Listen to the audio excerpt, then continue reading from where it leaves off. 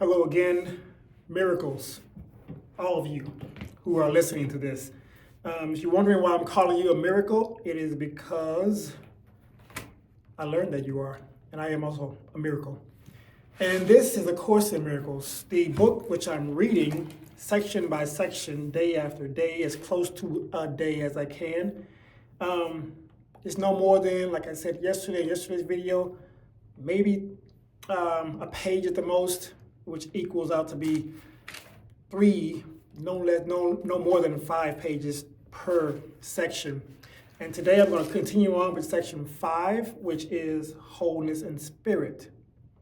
If you're just joining this channel today, like I said, I'm reading one of these sections a day, as close to one a day as I can. And if you would like to join me, I would appreciate it. So please hit that subscription button so that you can be notified of the next one, and follow along in the book. If you have this book, great. But if you do not, I recommend you getting it. It's called A Course in Miracles. There are a few editions of this one. This one is the combined volume that has the text. It has the workbook for students. It has the manual for teachers and classification of all the terms, and supplement readings that it recommends also. And I began this a few months ago, but now I'm picking it back up to continue on where I left off at. I will leave a link in the description where I read the preface, what this book is, and why it is, and how it came about. That link is in the description, so go check that one out too. Without further ado, I'll continue on with this. Again, this is section 5, Wholeness and Spirit. The miracle is much like the body in that both are learning aids for facilitating a state in which they become unnecessary. When spirit's original state of direct communication is reached, neither the body nor the miracle serves any purpose. While you believe you're in a body, however, you can choose between loveless and miraculous channels of expression. You can make an empty shell, but you cannot express nothing at all. You can wait, delay, paralyze yourself, or reduce your creativity almost to nothing, but you cannot abolish it. You can destroy your medium of communication, but not your potential. You did not create yourself. The basic decision of the miracle-minded is not to wait on time any longer than is necessary. Time can waste as well as be wasted. The miracle worker therefore accepts the time control factor gladly. He recognizes that every collapse of time brings everyone closer to the ultimate release from time, in which the Son and the Father are one. Equality does not imply equality now. When everyone recognizes that he has everything, individual contributions to the sonship will no longer be necessary. When the atonement has been completed, all talents will be shared by all the sons of God. God is not partial. All his children have his total love, and all his gifts are freely given to everyone alike. Except ye become as little children means that unless you fully recognize your complete dependence on God, you cannot know the real power of the Son in his true relationship with the Father. The specialness of God's Son does not stem from exclusion, but from inclusion. All my brothers are special.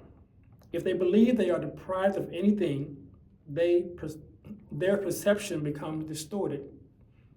When this occurs, the whole family of God, or the sonship, is impaired by its relationship. Ultimately, every member of the family of God must return. The miracle calls him to return because it blesses and honors him, even though he may be absent in spirit. God is not mocked. Again, God is not mocked. I lost my point there, my place. It is not a warning, but a reassurance. God would be mocked if any of his creations lacked holiness.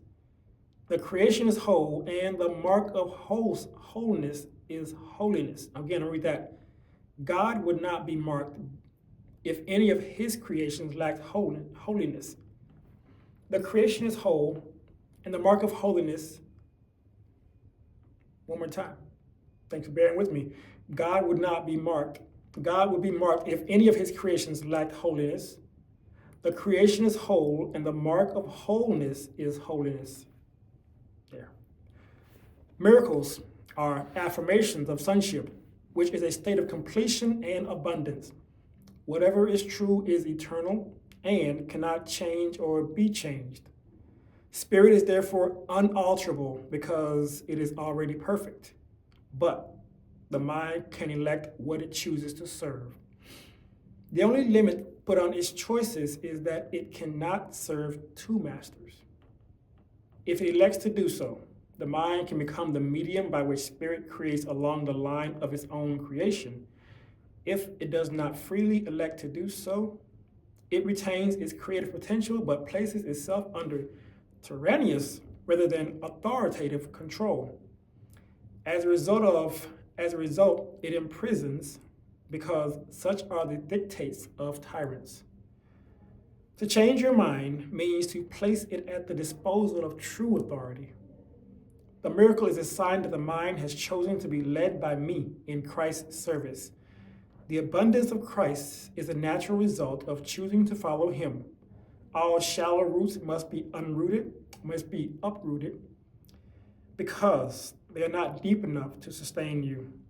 The illusion that shallow roots can be deepened and thus made to hold is one of the distortions on which the reverse of the golden rule rests. As these false underpinnings are given up, the equilibrium is temporarily experienced as unstable.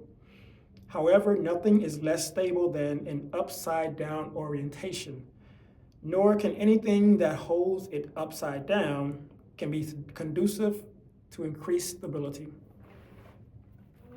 And remember, guys, this is the Course in Miracles. It is a required course. The only thing that is not required is the length of time that you take to complete it. Thank you for reading with me today, and I hope to see you again next time.